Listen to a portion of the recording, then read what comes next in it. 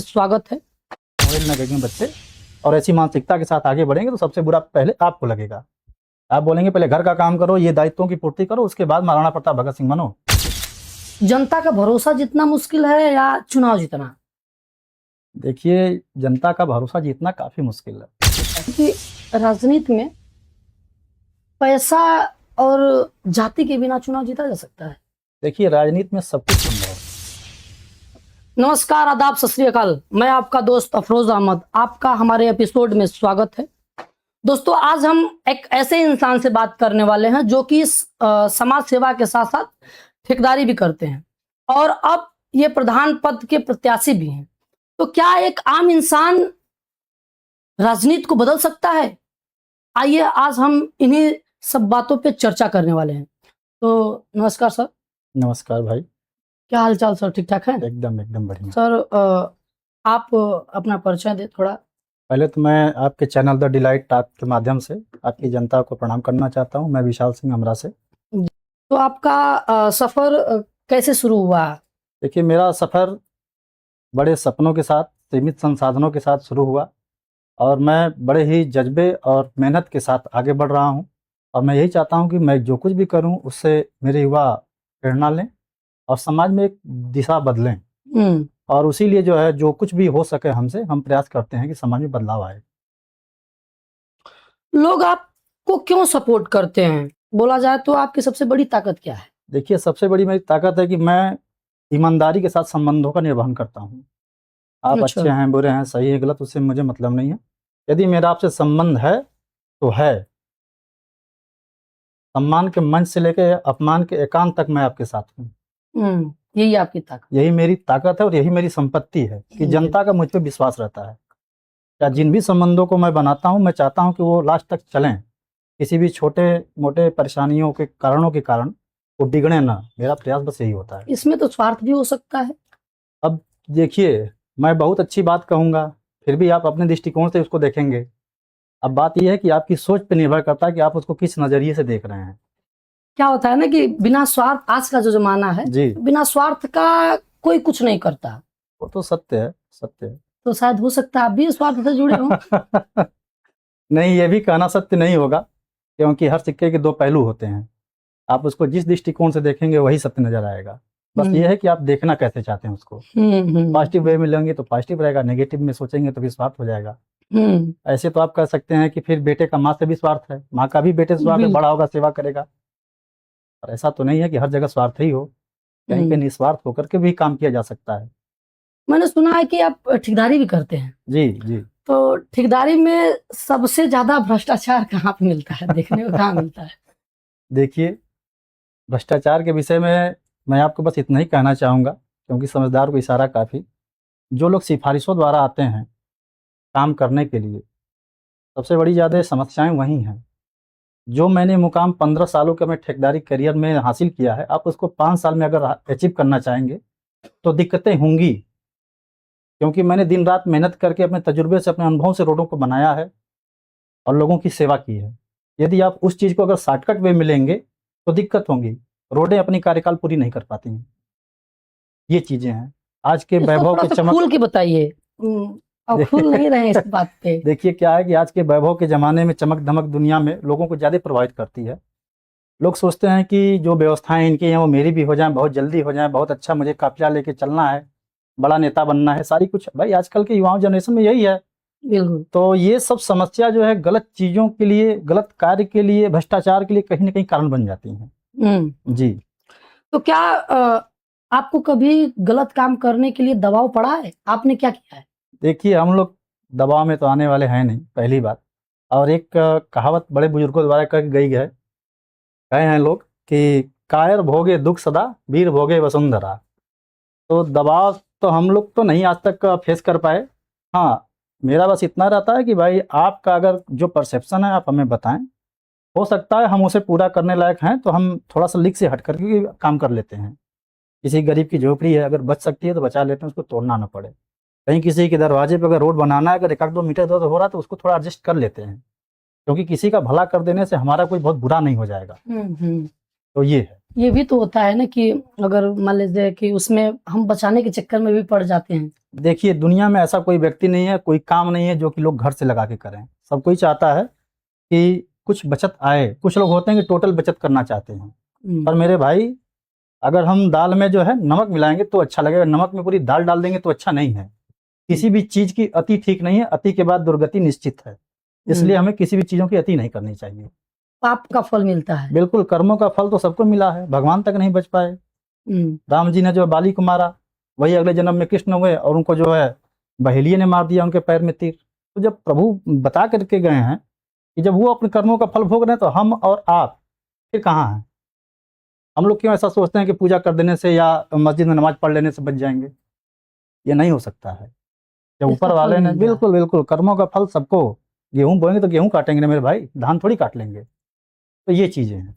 अच्छा, आज के समय में ईमानदारी से काम करना कितना मुश्किल है? ईमानदारी से काम करना काफी कठिन है आज के डेट में। कारण मैं बता देता हूँ। पहले जो मीट मुर्गा खाते थे उनके लिए भोजन अलग बनाए जाते थे। आज के डेट में क्या है, जो नहीं खाते हैं उनके लिए अलग बनाए जाते हैं और हम उन लोगों में अलग कैटेगरी में आते हैं। हम लोग को अलग कर दिया जाता है। तो ईमानदारी बहुत अच्छी चीज है, कहने में बहुत अच्छी लगती है, सुनने में बड़ा अच्छा लगता है। दूसरे के घर में स्वामी विवेकानंद, भगत सिंह, महाराणा प्रताप पैदा हो तो अच्छा है, पर आपके घर में जिस दिन पैदा होने लगेंगे बच्चे और ऐसी मानसिकता के साथ आगे बढ़ेंगे तो सबसे बुरा पहले आपको लगेगा। आप बोलेंगे पहले घर का काम करो, ये दायित्वों की पूर्ति करो, उसके बाद महाराणा प्रताप, भगत सिंह बनो। यही हम लोगों में दिक्कत है कि हम लोग जो है बदलाव तो चाहते हैं पर अपने यहाँ से नहीं चाहते हैं। चाहते हैं कि दूसरे घर से पहले बदलाव हो, पहले दूसरे के बच्चे ऐसा करें। ये सबसे बड़ी दिक्कत है हमारे यहाँ।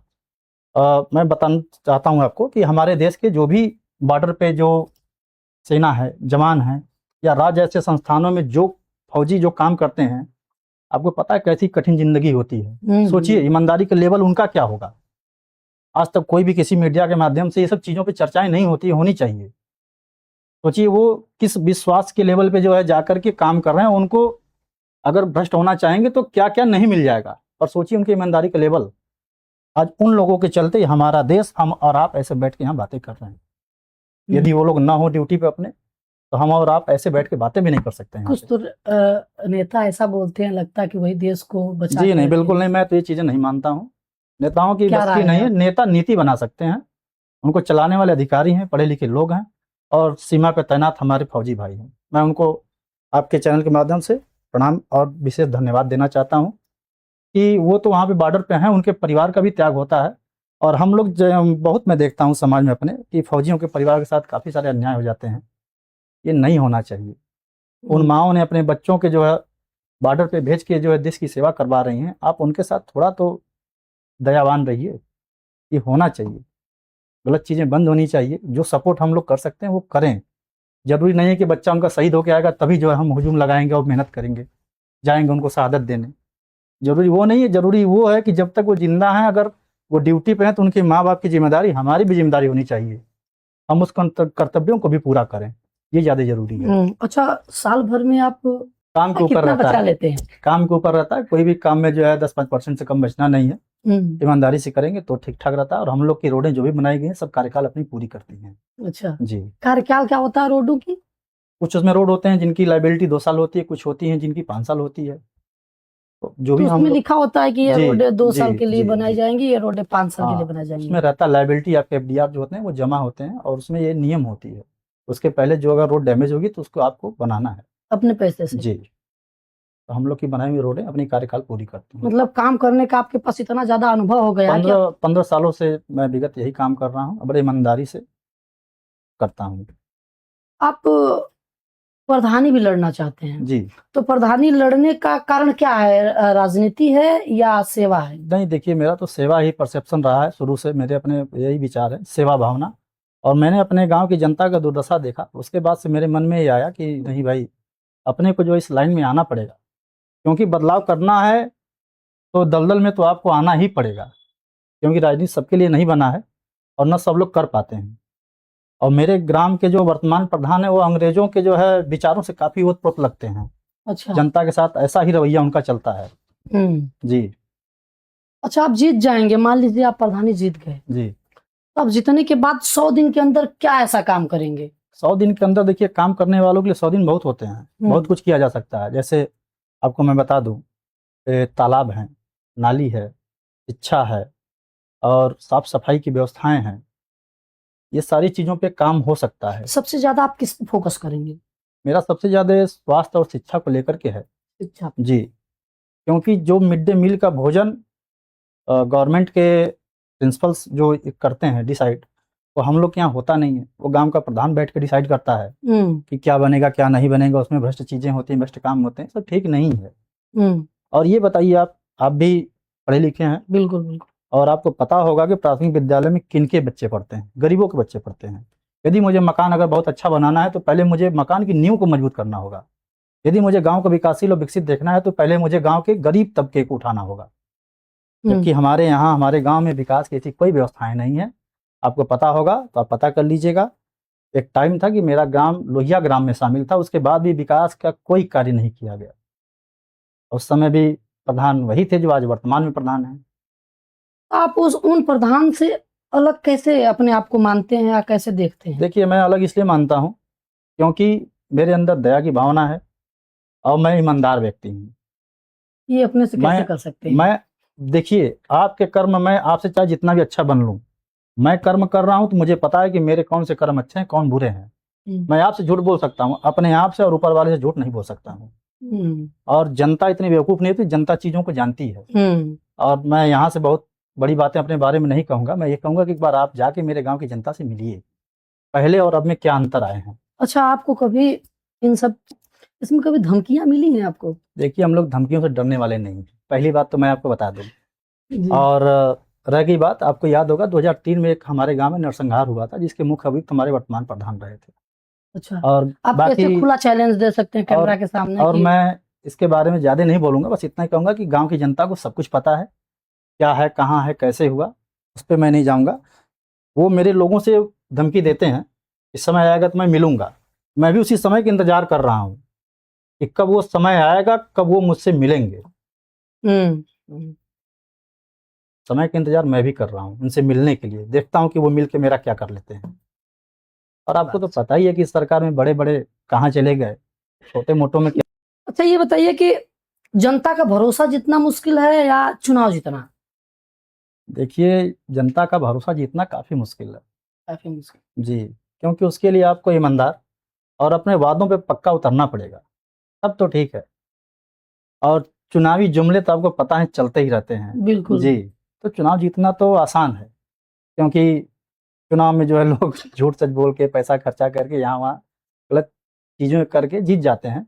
पर जनता का भरोसा जीतना उससे कई गुना मुश्किल है, क्योंकि उसमें कड़ी मेहनत, परिश्रम और बहुत ही विश्वास की जरूरत होती है। जी, अच्छा, ये बताइए, अगर आपको एक मौका मिले कि अपने गांव की स्थिति को बदलने के लिए, तो सबसे पहले आप क्या बदलेंगे? सबसे पहले तो मैं बदलना चाहूँगा गांव के लोगों की मानसिकता को, कैसे कि बदलेंगे? लोगों के बातों में आकर के जो आपसी द्वेष, घृणा, ईर्ष्या, ये सब चीज़ों को रखते हैं, ये इन सब चीज़ों से बाहर निकले और आपस में प्रेम भाव एक परिवार की तरह रहें। यदि हम एक परिवार की तरह नहीं रहेंगे तो फिर बताइए